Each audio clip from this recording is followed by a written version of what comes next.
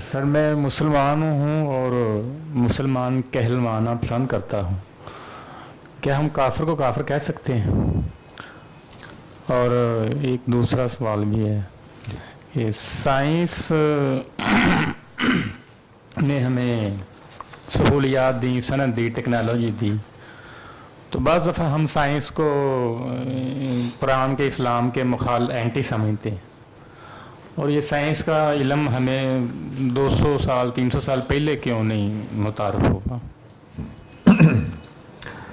جہاں تک آپ کے پہلے سوال کا تعلق ہے، صرف اللہ اور اللہ کے رسول کا حق ہے کہ وہ کسی کو کافر قرار دیں. میں آپ کسی کو کافر نہیں کہہ سکتے، ہم غیر مسلم کہہ سکتے ہیں بس. وہ سننے والا بھی برا نہیں منائے گا. کافر اس کو کہتے ہیں جس کو میں نے ابھی واضح کیا کہ جو حق بات کا جانتے بوجھتے انکار کر دیں. میرے اور آپ کے پاس اس کا کوئی ذریعہ نہیں ہے کہ ہم یہ جان سکیں کہ اس نے جانتے بوجھتے انکار کیا. کوئی ذریعہ نہیں. اس لیے میں اور آپ کسی کو کافر نہیں کہہ سکتے. سائنس مذہب کے خلاف نہیں ہے. اینٹی اسلام اس کو سمجھا جاتا ہے اس لیے کہ سائنسدانوں نے اس کو مذہب کے خلاف استعمال کیا. بعض سائنسدانوں نے، سب نے نہیں. بعض سائنسدان مذہبی ہیں، بعض غیر مذہبی ہیں، لیکن سائنس کو چونکہ ایک نیوٹرل چیز ہے تو اس کو غلط طریقے سے استعمال کیا جا رہا ہے. جس طرح ہمارے ہاں کچھ جذباتی لوگ ہوتے ہیں، وہ تھوڑے سے علم کی بنیاد پر بڑی بڑی حقیقتوں کا انکار کر دیتے ہیں، ایسے ہی سائنسدانوں میں ہوتے ہیں. وہ بھی انسان ہیں، ہم بھی انسان ہیں. تو سائنس کی چند دریافتیں کر کے سمجھتے ہیں کہ ہمیں خدا کی ضرورت نہیں رہی، تو وہ ایتھیزم کو سائنس کے ذریعے سے سپورٹ کرنے لگ جاتے ہیں کہ دیکھو جی ہم نے سارے سوالوں کے جواب دے دیے. زمین آسمان کیسے بنے، زندگی کیسے بنی، جواب دے دیا. اب اللہ کی ضرورت نہیں ہے. تو میں اس کی مثال دیا کرتا ہوں کہ اگر میں آپ کو بتا دوں کہ یہ کیمرہ کس طرح سے بنا ہے، تو کیا کیمرہ ڈیزائن کرنے والے، اس کو بنانے والے انجینئر کا انکار ہو جائے گا؟ تو آپ کو صرف طریقے پتہ چلے ہیں کہ یہ کیسے پیدا ہو گئی چیزیں. یہ تو نہیں پتہ چلا کہ یہ طریقہ کس نے بنایا تھا. تو اس لیے اس کی وجہ سے سائنس کو سمجھا جاتا ہے کہ وہ ہمارے ہاں عام طور سے، وگرنہ سائنس کا کوئی ٹکراؤ نہیں ہے. کم از کم آج تک جو کچھ میرے سامنے چیزیں آئی ہیں، ایوولوشن اور بگ بینگ کی تھیوری سمیت، کوئی چیز ایسی نہیں جو قرآن سے ٹکراتی ہو اور وہ وہاں پر واقعی حق کی طرح بات واضح ہو گئی ہو. ایسی کوئی چیز نہیں ہے. رہ گئی یہ کہ یہ 200-250 سال پہلے کیوں آئی ہے. اس کی وجہ وہی ہے جو میں نے اپنے گفتگو کے دوران بات واضح کی کہ تخیل، متشابہات میں دلچسپی، اس نے سائنس کا راستہ ہمیشہ روکا ہے. یونان میں ارسطو پیدا ہو گیا تھا، اس کو فلسفے کی تخیلات نے بیڑا غرق کر دیا. مسلمانوں میں نبی صلی اللہ علیہ وسلم کے 150 سال 200 سال بعد ابو الحسن وغیرہ پیدا ہو چکے ہوئے تھے. بالکل وہی جو جدید سائنسی طریقہ ہے وہی اختیار کر چکے ہوئے تھے. لیکن پھر تصوف آ گیا، فلسفہ آ گیا، یہاں بھی سائنس فوت ہو گئی. پھر بڑے عرصے کے بعد جا کر ایک اور فلسفی نے جان چھڑائی کچھ چیزوں سے، کیونکہ فلسفے کی روح سے کسی چیز پر اعتبار کیے نہیں جا سکتا. فلسفے کی روح سے دنیا میں کسی چیز کو مانا نہیں جا سکتا عقلی بنیادوں پر. تو ڈیکارٹ نے کہا کہ کم از کم میں اتنا تو جانتا ہوں کہ میں ہوں.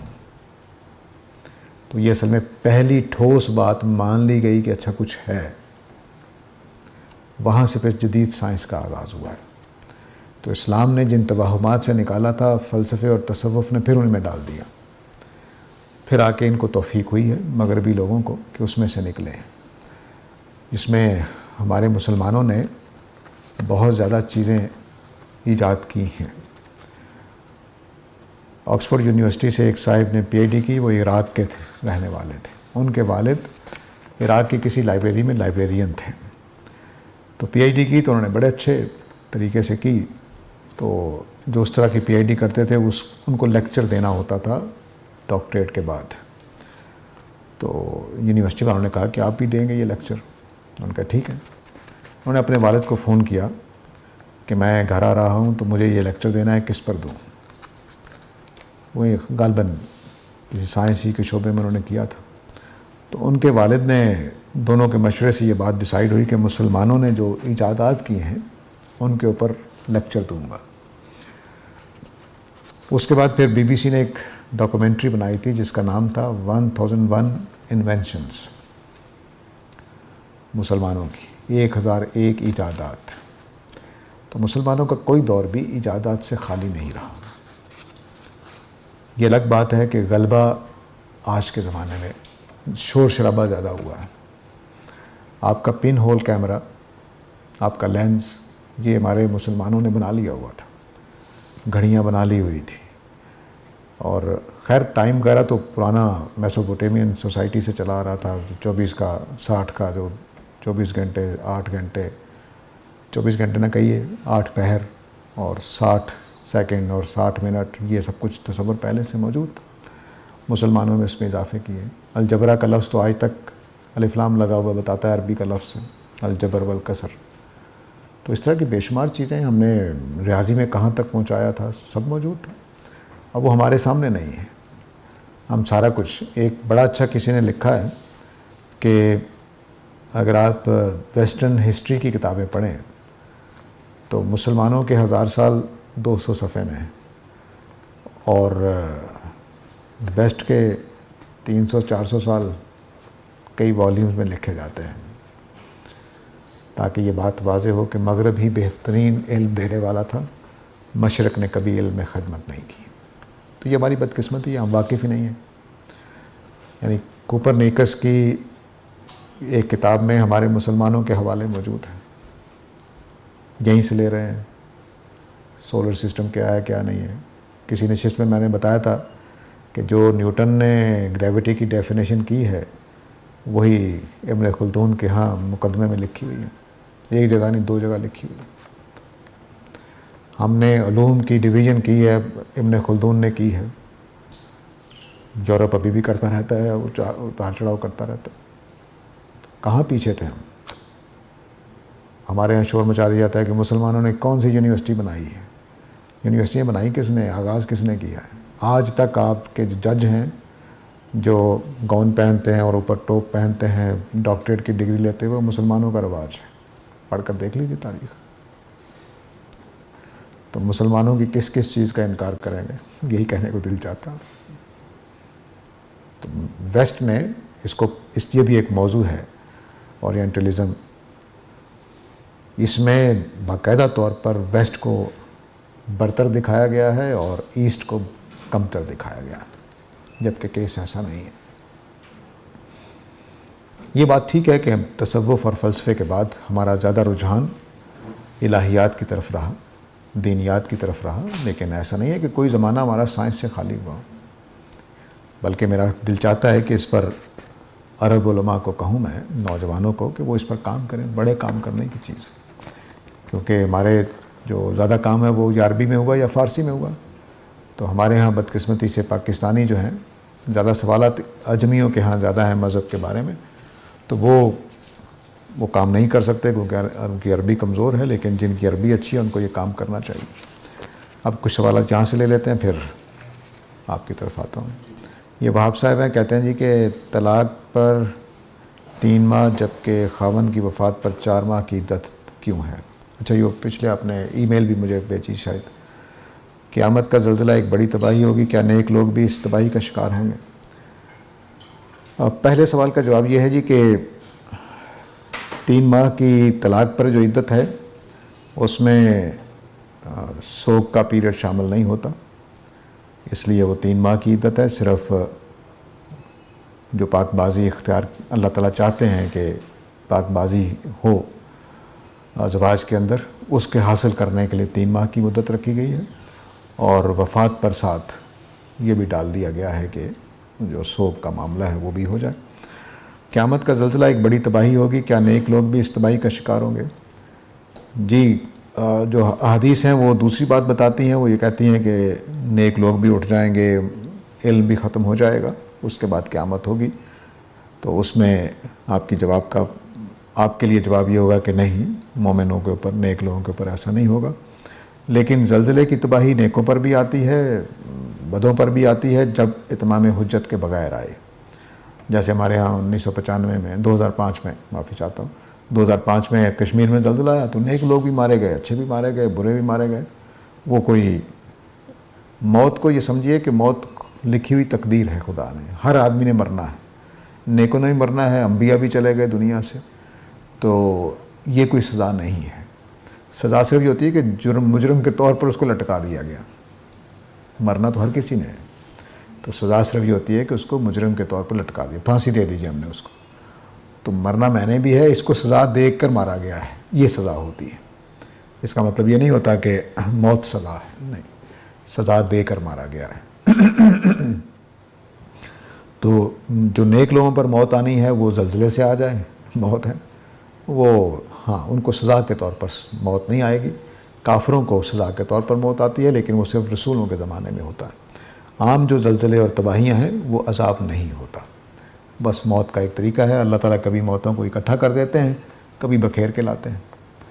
وہ روڈ ایکسیڈنٹ ہو جائے تب اکٹھی ہو جاتی ہیں, وہ زلزلہ آ جائے تب اکٹھی ہو جاتی ہیں, وگرنہ بکھر کے آپ دیکھیے کہ روزانہ کتنی موتیں ہو رہی ہیں, کروڑوں لوگ دنیا سے جا رہے ہیں. لیکن وہ جب اکٹھی ایک جگہ سڑک پہ اکٹھے ہو جاتے لوگ, وہ پتہ نہیں بڑا حادثہ ہو گیا جی, 200 لوگ مارے گئے.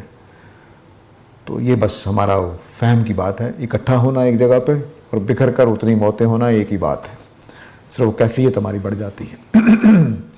حضرت یعقوب اور حضرت یوسف کی طرح حضرت ابراہیم اپنا خواب کیوں نہ سمجھ پائے؟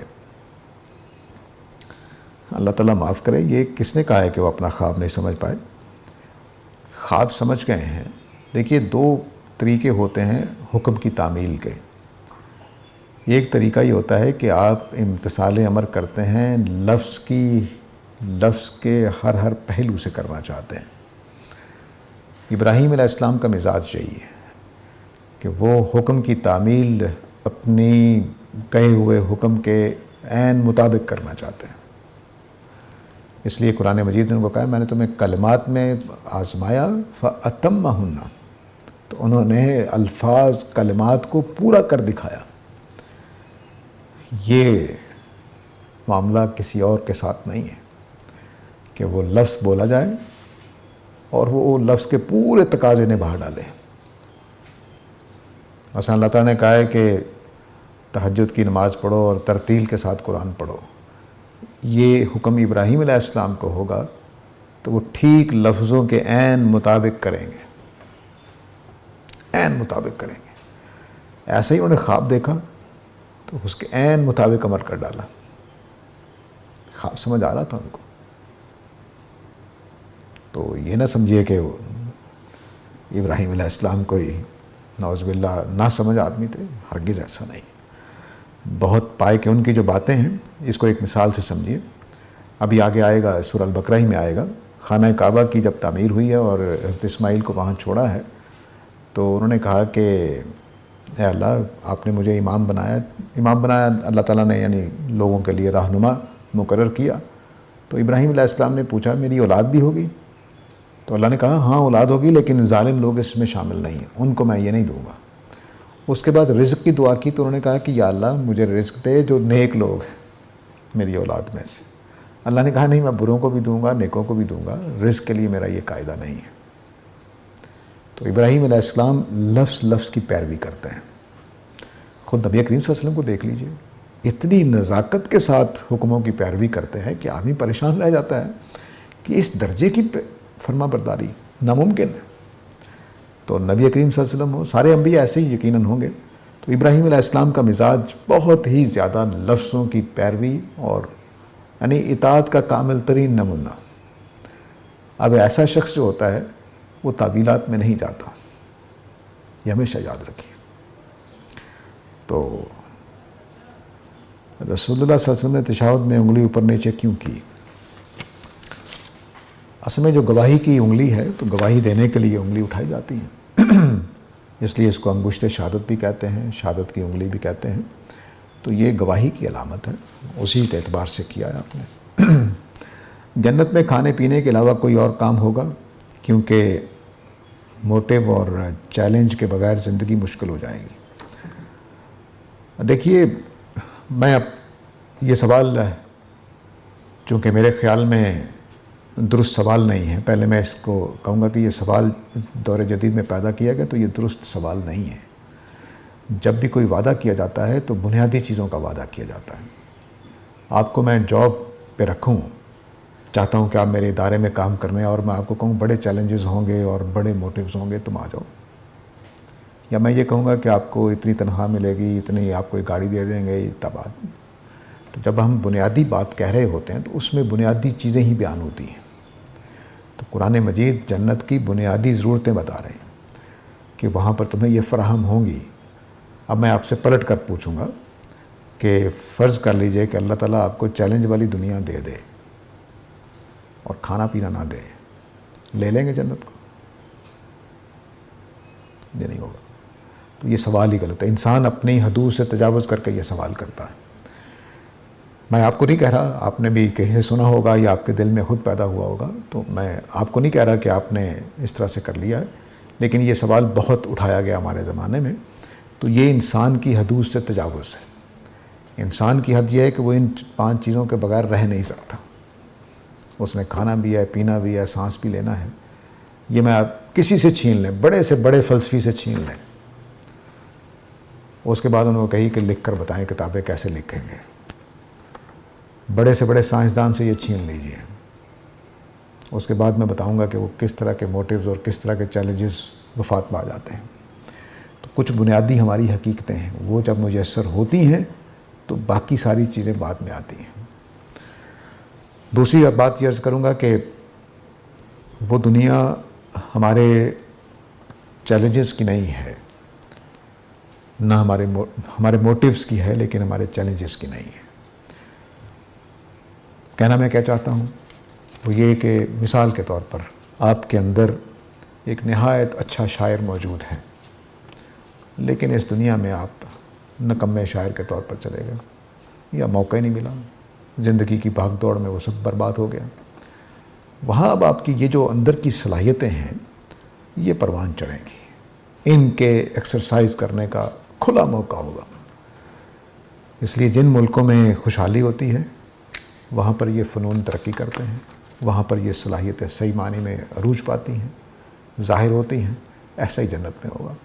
تو آپ اپنے جو اندر کی شخصیت ہے اس کو پوری طرح سے, اس کی تمام ڈیزائرز, اس کے تمام موٹیوز فلفل کرنے کا موقع بس وہیں ہوگا, اس دنیا میں نہیں ہے. اب میرا خیال ہے اگلے سوالات لینے سے پہلے میں آپ لوگوں سے پوچھ لوں کوئی ہے تو, کیونکہ 2 اور بھی ہیں.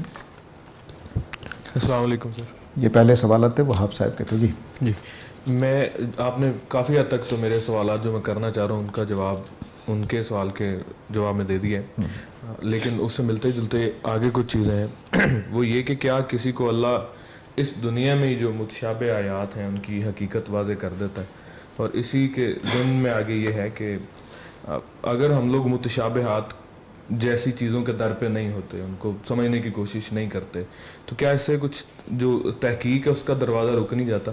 اس کی مثال یہ کہ اب سائیکالوجی جیسا علم جو آج اتنا ہیلپ فل ہے اور دن بدن ترقی کرتا چلا جا رہا ہے, یہ تو روح پہ ہی انسان نے بڑی دیر تک کوشش کی کہ اس کو سمجھ لے, تو نہیں سمجھ سکا تو اس نے پھر اس کو بیہیویئر کی سائنس کہہ کے اور پھر اس پہ ترقی کر لی, لیکن یہ نتیجہ تو انہی پہ غور کرنے کی صورت میں نکلا.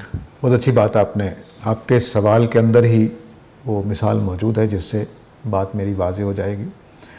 اگر انسان روح کی اسٹڈی کو نہ چھوڑتا, اسی میں لگا رہتا, تو سائیکالوجی پیدا نہ ہوتی, کیونکہ وہ روح ایک ایسی چیز ہے جس تک ہم پہنچ ہی نہیں سکتے. تو وہ تمام امور متشابہات جو مادی دنیا میں ہیں اور ہم ان کو متشابہات کے دائرے سے نکال کر غیر متشابہ میں ڈال سکتے ہیں, وہاں تحقیق جائز ہے, وہاں علم کو آگے بڑھانا جائز ہے. جیسے میں نے مثال دی تھی کہ اس گلی میں کیا ہے, آپ میں سے اکثر لوگوں کے لیے متشابہ ہوگا, لیکن اگر سوال پیدا ہو جائے کہ ادھر کیا ہے تو جا کر دیکھا جا سکتا ہے. اب یہ متشابہ میں زندگی صرف کرنا نہیں ہے, لیکن فرض کر لیجیے میں کہوں اس دیوار کے باہر جنت ہے اور آپ وہاں نہیں جا سکتے. اب آپ بیٹھے اندازے لگاتے رہیں گلی میں کیا ہوگا, اس میں لگتا ہے جنات ہوں گے, پریاں ہوں گی, بس غلط باتیں سوچتے چلے جا رہے ہیں. تو سائنس کے جو دائرے یا ہمارے علم کے جو دائرے, جیسے سائیکالوجی کی آپ نے بات کی, وہ دائرے جب ٹھوس حقائق تک پہنچ جاتے ہیں, مثلا میں انسان ہوں, آپ میرے نفس کا مطالعہ کر سکتے ہیں, لیکن آپ میری روح الگ کر کے اس کا جائزہ لینا چاہیں تو کبھی ممکن نہیں ہوگا. ہاں جب ممکن ہو جائے گا پھر وہ بھی غیر متشابہ ہو جائے گا. تو مثال کے طور پر ایوولوشن میرے خیال میں اس کا ایک حصہ سائنسی ہے، ایک حصہ متشابہ امور میں سے. تو متشابہ امر جب وہ واضح ہو جائے گا کہ نہیں اب یہ متشابہ نہیں رہا تو وہ سائنس ہو جائے گی. تو ایوولوشن کا یہ حصہ کہ میوٹیشن کے ذریعے سے یا نیچرل سلیکشن کے ذریعے سے ایک جانور دوسرے جانور میں بدل جاتا ہے، یہ امر متشابہ ہے. آج تک کسی نے کوئی نہ تجربہ کامیاب ہوا ہے نہ کسی نے ایسا ہوتے دیکھا ہے. تو جیسے ہی اس کو لیب میں کر لیا جائے گا امر متشابہ نہیں رہے گا، سائنس ہو جائے گا. تو خلاصہ یہ ہوا کہ کچھ متشابہ ایسے معاملات ہیں جو غیر متشابہ میں تبدیل ہو سکتے ہیں، وہاں تک کام کرنا جائز ہے. جو ہمارے متشابہ معاملات غیر متشابہ ہی رہنے غیر متشابہ نہیں ہو سکتے، جیسے اللہ کی ذات ہے، جیسے روح ہے، یہ ہم اس کے بارے میں کچھ نہیں کر سکتے. ہاں جس دن روح کو ہم اسٹڈی کرنے کے قابل ہو گئے کہ وہ جی ایسا کیمرہ بنا لیا ہم نے روح کو دیکھ سکتے ہیں، آپ مطالعہ کر لیجئے، کوئی حرج نہیں. اس سے پہلے صرف اندازے ہوتے ہیں، اس لیے وہ غلط ہے. اندازے ہی ہوتے ہیں. جیسے میں نے بتایا گلی کے باہر کیا ہے، اندازے آپ کے اس وقت جب میں پوچھ لوں آپ سے کسی سے کہ ادھر گلی میں کیا ہے بھائی، کوئی کہے گا جی کوئی فلاں چیز پڑی ہوئی ہے، آپ لوگوں نے کتابیں اسٹور کی ہوئی ہیں، آپ لوگوں نے کوئی کھانے کا انتظام کیا ہوا ہے، وہاں کوئی انگیٹھیاں لگی ہوئی ہیں، کوئی سوچ سکتے ہیں. لیکن اصل میں موٹر سائیکلیں کھڑی ہیں ہماری. جی وعلیکم السلام.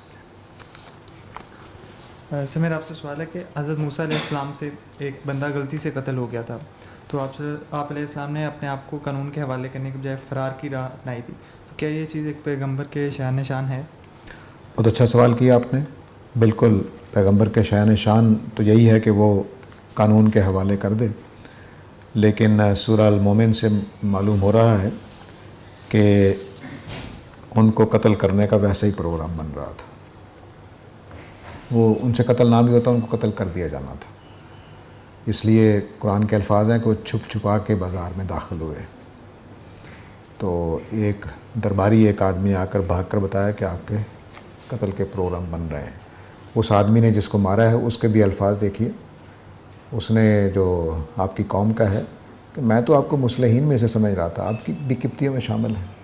اس کا مطلب ہے کہ وہ اپنے علاقے میں اپنی قوم کے اندر کچھ اصلاح اور آگے بڑھانے کا کام کر رہے تھے، جس کی وجہ سے فرعون اور اس کے درباری پہلے ہی آپ کے بارے میں فیصلہ کرتے ہیں. اب یہ ایک امکان کسی بھی نیک آدمی کے لیے ہو سکتا ہے کہ میرے اوپر یہ لوگ ظلم کریں گے، میں اس علاقہ چھوڑ دیتا ہوں. اگر انہیں یہ پتہ ہوتا کہ میرے کیس کو صحیح عادلانہ طریقے سے وہ لے کر چلیں گے، عدالت میں جائیں گے، پھر وہ کبھی نہ بھاگتے. لیکن اگر اسی کو ہم آج کل دیکھیں، اگر ہمیں معلوم ہو کہ ہمیں انصاف نہیں ملے گا تو کیا ہم فرار اختیار کر لیں؟ ہاں میں یہ نہیں کہہ سکتا کہ آپ نے قانون کی خلاف ورزی کی ہے، یہ نہیں کہہ سکوں. لیکن اگر واقعی آپ سے قتل خطا ہوا ہے تو جان بوجھ سے قتل کر کے فرار ہوں گے تو پھر اور مسئلہ. یعنی ایک مثلا ہمارے ملک میں کئی لوگ ایسے ہیں جو جن سے جرم ہو جاتا ہے، جب پولیس نہیں پکڑتی تو وہ کوئی بھی یہ نہیں کرتا کہ جا کر بتائے کہ جی میں یہ مجھ سے غلطی ہو گئی تھی. اچھے انسان کو بتانا چاہیے، یہ بات ٹھیک ہے، لیکن جب عدل کا موقع نہ ہو تو میں اس کو جائز ناجائز کے دائرے میں نہیں بیان کر سکتا. صرف یہ کہوں گا کہ اس آدمی کے ضمیر کیا کہہ رہا ہے. میرا خیال ہے کہ چونکہ قرآن مجید پوری تفصیلات نہیں بتاتا نا، وہ تو اپنے دعوت کے لیے بات کرتا ہے. تو حضرت موسیٰ پر بالکل واضح تھا کہ یہاں رہنا میرے لیے اب ٹھیک نہیں ہے.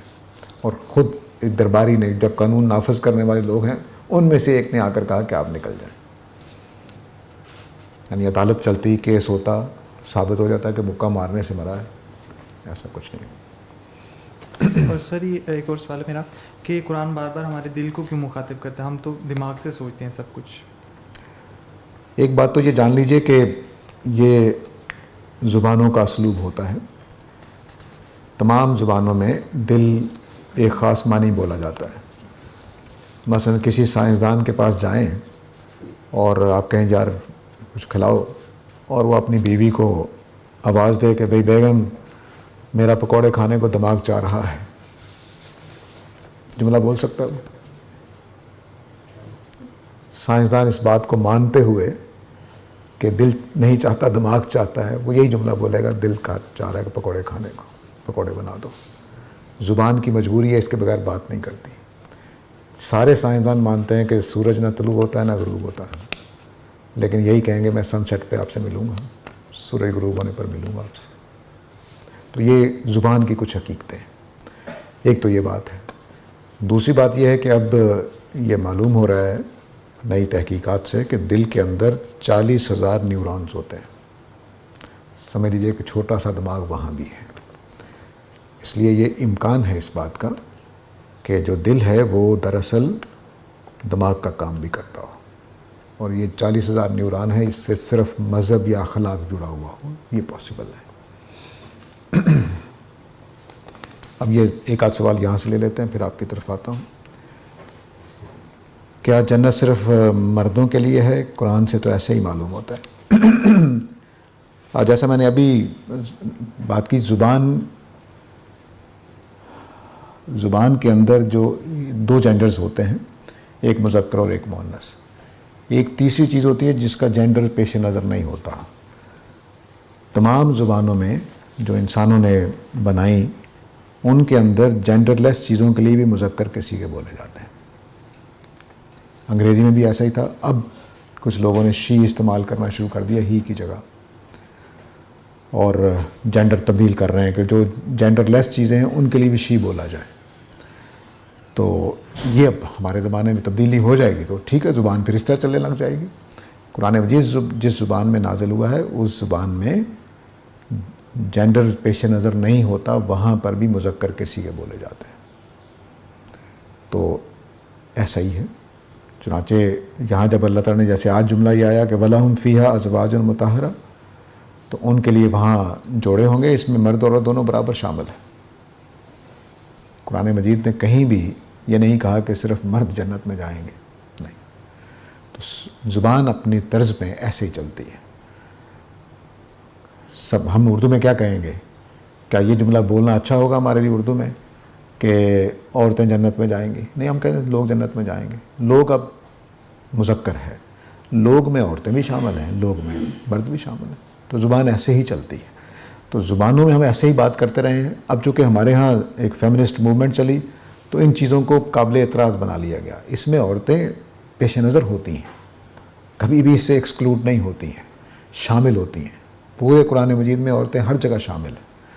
اور جہاں جہاں خیال تھا کہ عرب اپنی زبان کے اعتبار سے کوئی غلط فہمی کا شکار ہو جائیں گے، وہاں اللہ نے پوری تفصیل کر دیا، المؤمنون والمؤمنات والمحسنین والمحسنات، اس طرح کر کے اللہ تعالیٰ نے بیان کر دیا ہے.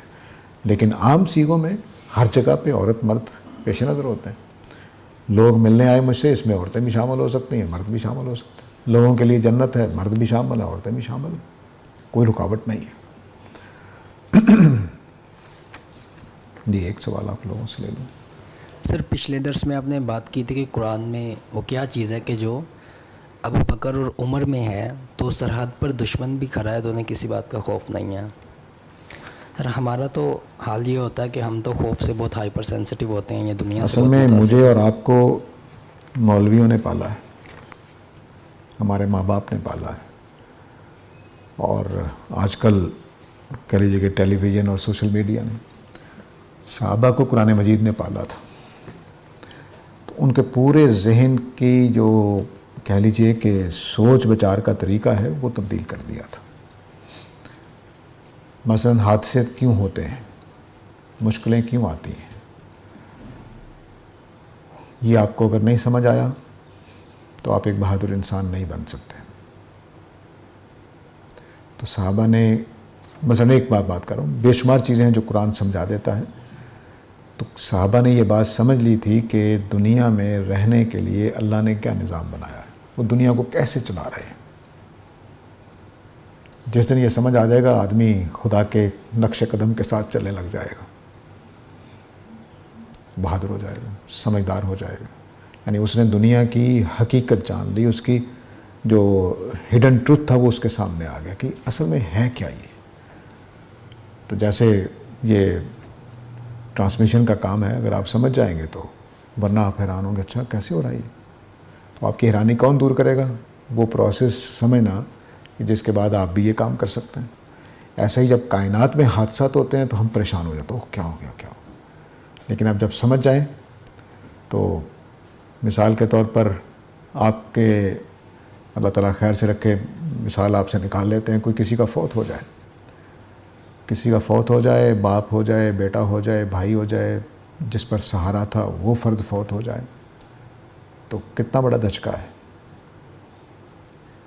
صحابہ کے لیے ایسا نہیں تھا، وہ دکھی ہوتے تھے، غمزدہ ہوتے تھے، لیکن قرآن نے جو جملہ ان کو سکھایا کہ انا للہ و انا الیہ راجعون، ہم بھی اللہ کے ہیں، ہم نے بھی ادھر جانا ہے، یہ بھی چلا گیا۔ یہ میں آپ کو وہ کیفیت بیان نہیں کر سکتا جو صحابہ اس جملے کو سن کر محسوس کرتے ہوں گے، کیونکہ وہ الفاظ اس طرح سے ڈھالے گئے ہیں کہ وہ میں بیان نہیں کر پاتا، بڑی لیکچر دینا پڑے گا اس جملے کے اوپر، انا للہ و انا الیہ راجعون، صحابہ کو کیا اثر کرتا ہوگا۔ تو یہ اس نے زاویہ نگاہ ایسا دے دیا ہے قرآن مجید نے کہ صحابہ پوری دنیا پر چھا گئے، وہ ان کے لیے روم اور ایران سپر طاقت ہی نہیں تھے۔ ہمارے ملک میں آج کل کیا سیاست چل رہی ہے، امریکہ کے آگے گھٹنے ٹیکنے ہیں کہ نہیں ٹیکنے، صحابہ میں اور ہمارے سیاستدانوں میں کیا فرق ہوگا، وہ یہاں سے واضح ہوگا کہ وہ دنیا کو کس طرح سے دیکھ رہے ہیں۔ حق کے لیے کھڑے ہو جانا ہر حالت میں، جھوٹ نہیں بولنا ہر حالت میں،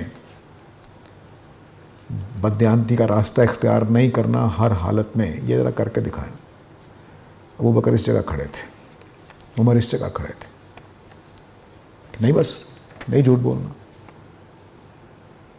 بددیانتی نہیں کرنی، ناجائز راستہ اختیار نہیں کرنا۔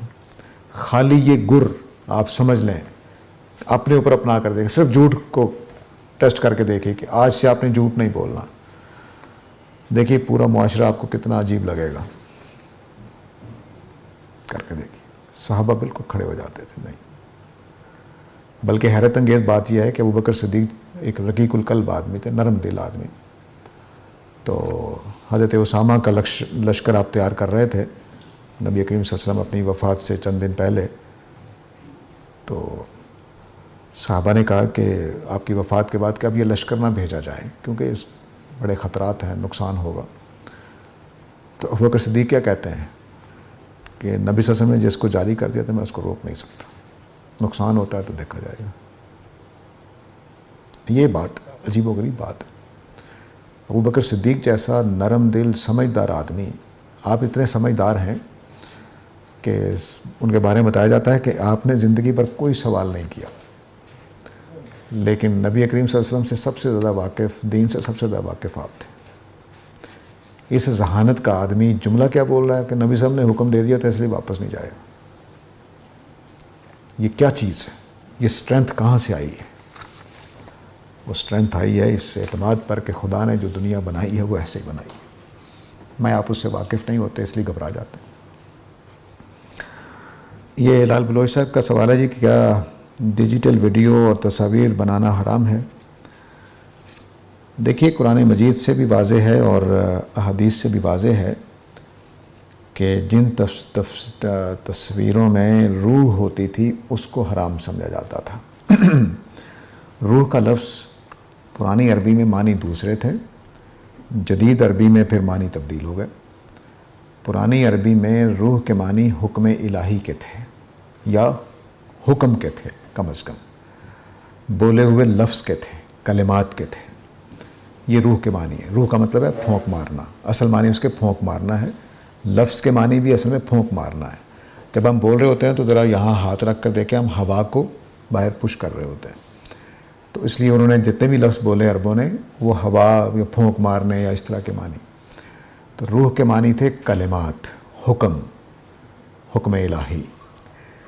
اب جن چیزوں میں حکم الہی کو مانا جائے گا وہ تصویریں ناجائز ہوں گی۔ تو ایک ہندو کو اعتراض کیا گیا کہ آپ لکڑی کے بت خود بناتے ہیں اور بت کی دکانوں پر وہ پاؤں میں پڑے ہوتے ہیں اور پھر تم اس کو پوجنے لگ جاتے ہو، یہ کیا تمہاری حماقت ہے؟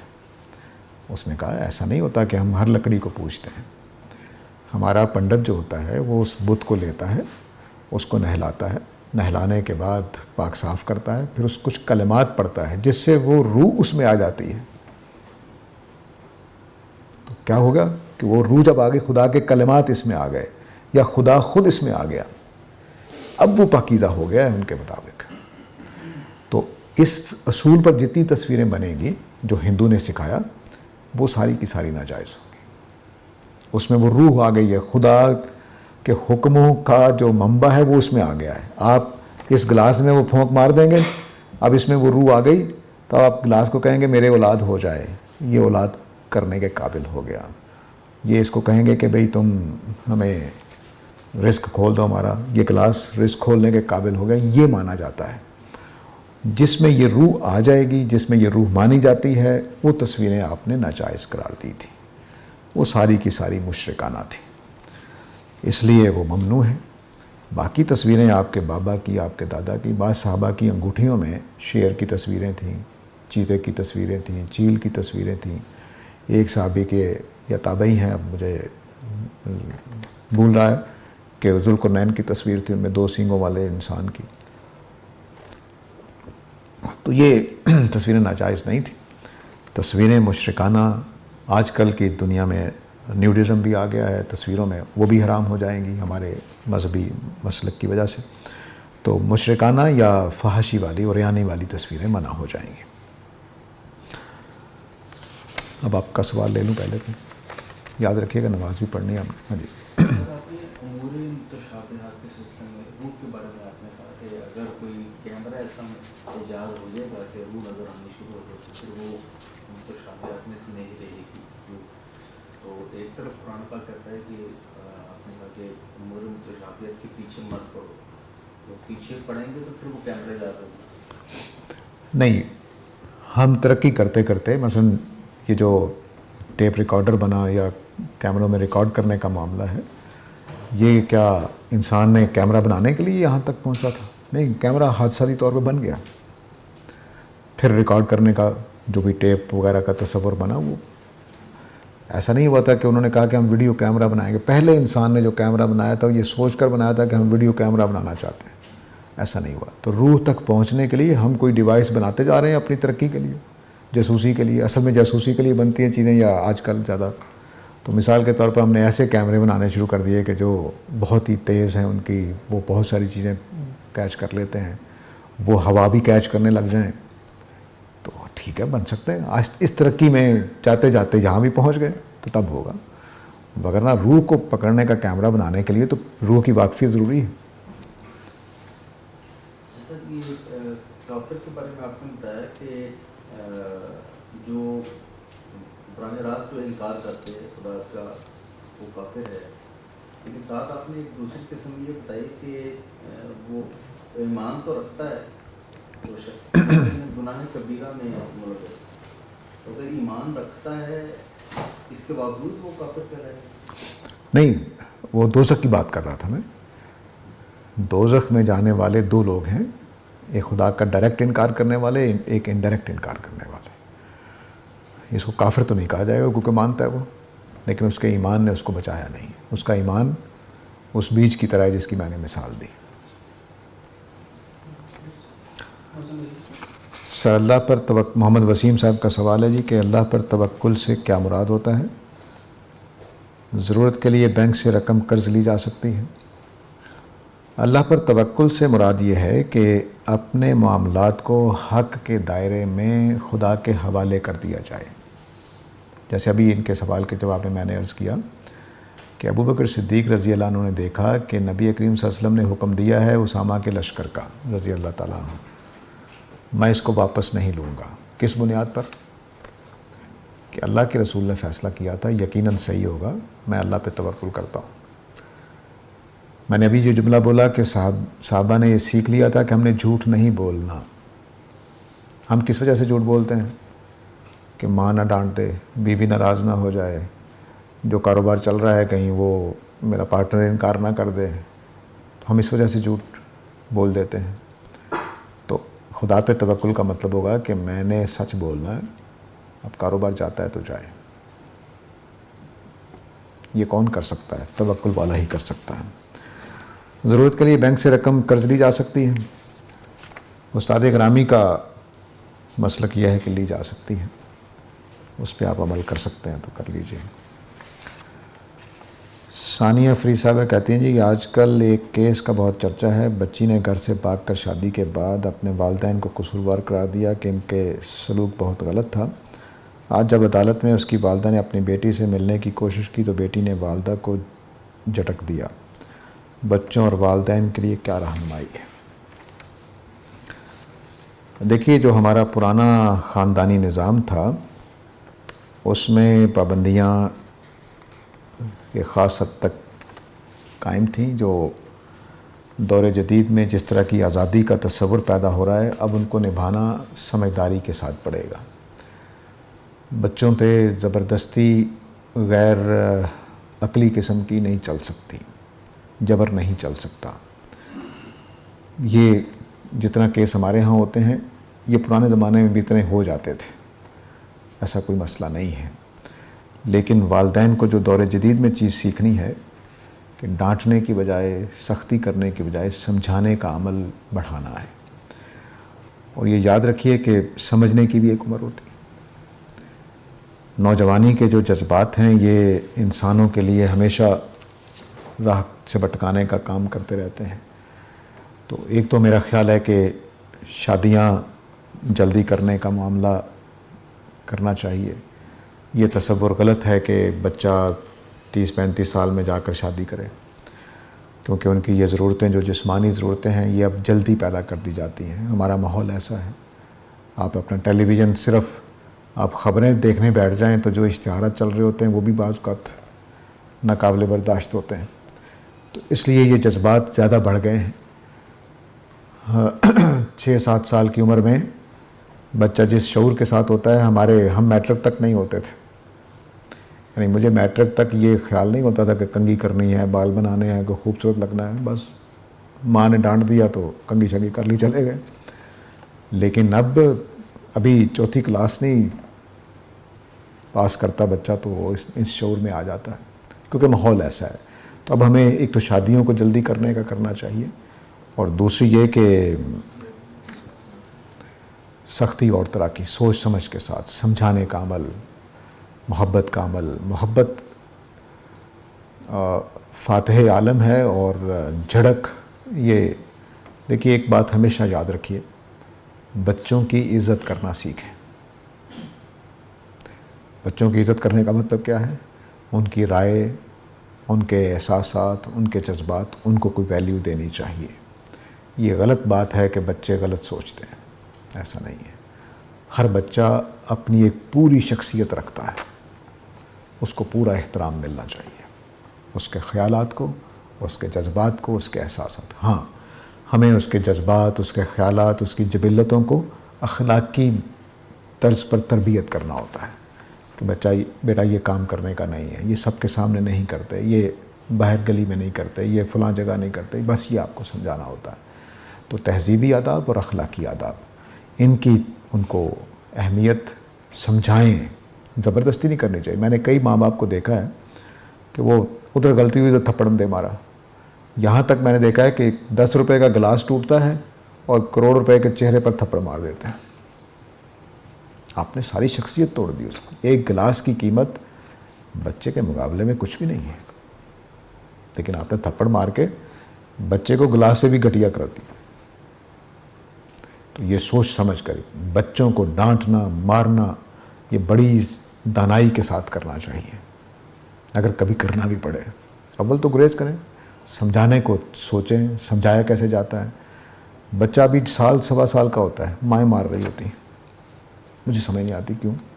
ان کو کیا آپ مار کے بتائیں گے کہ بھی کیا ہو رہا ہے. تو بچوں کے ساتھ معاملہ احترام کا کریں. وہ آپ ہی کی طرح کی ایک کامل شخصیت ہے, ان کو اپنے برابر کی جگہ دیں. یہ نبی کریم صلی اللہ علیہ وسلم کے زمانے میں بھی ایسا ہی تھا, ہمارے زمانے میں بھی ایسا ہی ہے. تو ہم نے بچوں کو مار مار کے نیم پاگل کر دیتے ہیں, شخصیت توڑ دیتے ہیں, پھر وہ ری ایکشن میں آتے ہیں اور اس طرح کی حرکتیں کرتے ہیں. یہ سید شارق صاحب ہیں جی, ہندوستان میں ہونے والی توہین رسول کے بارے میں ہمارا کیسا رویہ ہونا چاہیے. دیکھیے یہ بہت ہی نازک مسئلہ ہے. اس کی بھی پوری ایک ہسٹوریکل بیک گراؤنڈ ہے جس پر لمبا ٹائم چاہیے ہوگا. مختصر طور پہ عرض کرتا ہوں کہ اپنے جذبات تو ہمارے یہی ہوتے ہیں کہ ہم دوسرے کو مار ڈالیں, قتل کر ڈالیں, لیکن وہی ابھی میں بات بچوں کے بارے میں کر رہا تھا, وہ اپنے اوپر بھی لگانی چاہیے. اسی رسول کی جس کی عزت اور ناموس کے لیے ہم چل رہے ہوتے ہیں, اسی کی بتائی ہوئی ہدایات کے مطابق ہمیں اپنے جذبات کو کنٹرول رکھنا ہے. اور جو توہین کرنے والے ہیں وہ اگر جانتے بوجھتے کر رہے ہیں کہ خدا کل پوچھ لے گا ان سے, مجھے آپ کو کیا کرنا ہے, مجھے اپنے اخلاقی دائرے سے باہر نہیں نکلنا. تو میں اگر توہین رسالت کے سنگین جرم پر کسی کو سزا دینے کے لیے قاتل بن جاؤں, مقدمہ ہی ثابت نہیں ہوا, پتہ ہی نہیں کہ اس نے واقعی ایسا کہا ہے کہ نہیں کہا ہے. میں ایک مثال دیا کرتا ہوں کہ عام طور سے کچھ لوگوں کو جب وہ اس طرح کی بات کرتے ہیں, میں نے کہا ابھی آپ نماز پڑھنے کے وضو کر کے آئے ہیں؟ ہاں جی کر کے آیا ہوں. آپ نے ٹھیک وضو کر لیا؟ 100% آپ کو یقین ہے کہ وہی وضو کیا ہے جو اللہ تعالیٰ کو پسند ہے. تو اللہ تعالیٰ کیا آپ کے اس وضو اگر ناقص ہوا ہے اس کے نزدیک, آپ کے خیال میں وہ ٹھیک ہے, تو کیا اللہ تعالیٰ اس کے اوپر آپ کی نماز رد کر دیں یا آپ کے خیال کے مطابق نماز کو قبول کریں؟ تو اب ہمیں نہیں معلوم کہ اس آدمی نے واقعی بات کہی ہے, توہین کے لیے کہی ہے, تو براہ کرم کیس کو ثابت ہونے دیا کریں. جب تک کیس ثابت نہ ہو آپ ایک بے گناہ کو قاتل ہو سکتے ہیں. جذبات کی میں قدر کرتا ہوں, اس کو مسئلہ نہیں ہے, لیکن اس کو قانونی دائرے میں, اخلاقی دائرے کا پابند کریں کہ اس کا جرم واقعی ہے یا نہیں ہے. اور پھر غیر مسلم یہ توہین میں آتے ہی نہیں ہیں, یہ واضح رہنا چاہیے. غیر مسلم جو ہیں وہ ان کو تو نبی مانتے نہیں ہیں, وہ ہمارے لیے توہین ہو گئی ہے. ہم ان کو سمجھائیں گے کہ بھی ذرا دھیان رکھا کرو. تو ہمارے مسلمان تو توہین کرے گا تو توہین ہوگی. اب میرے باپ کو کوئی گالی دے بیگانہ, تو اس نے میرے باپ کے ایک عام آدمی کے طور پر لیا ہے, میرے لیے وہ باپ ہے. تو اس سے بڑا فرق پڑتا ہے. تو چیزوں کو دھیان سے سمجھیں. جذبات ٹھیک ہیں آپ کے, غیرت ٹھیک ہے آپ کی, کوئی مسئلہ نہیں ہے. نبی صلی اللہ علیہ وسلم کے لیے حمیت ٹھیک, سب کچھ ٹھیک, لیکن ان جذبات کو قانون اور اخلاق کے ضابطے کے تحت رکھتے ہوئے کیس جب تک ثابت نہ ہو اس وقت تک کچھ نہیں کیا جا سکتا. اور یہ یاد رکھیے کہ کیس ثابت ہونے کے بعد بھی میں آپ سزا نہیں دے سکتے. اللہ ہی کے قانون کے مطابق صرف حکومت کو اس کا حق حاصل ہے کہ وہ جرائم کی سزا دے. مثلا اللہ تعالیٰ نے کہا ہے قرآن مجید میں چور کے ہاتھ کاٹو. کیا میں کل دکان لگا کر بیٹھ جاؤں کہ چور میرے پاس لایا کرو, ہاتھ میں کاٹ دوں گا؟ نہیں کر سکتے. تو تلوار اٹھانا خواہ وہ جہاد کے لیے ہو یا سزا کے لیے ہو, یہ صرف قانون کے اداروں کا حق ہے, میرا آپ کا حق نہیں ہے. خواہ میرے باپ کو قتل کیا ہو, خواہ میرے رسول کی توہین کی ہو, نعوذ باللہ من ذالک, سب کا کیس صرف عدالت کر سکتی ہے, مسلمان عام مسلمان نہیں کر سکتا. تو اس لیے اپنے جذبات کو اخلاق اور شریعت کے مطابق ڈھال لیں, بس اتنی درخواست ہے میری. وقت ہو گیا جی ہمارے ہاں مغرب کا. تو وآخر دعوانا الحمدللہ رب العالمین.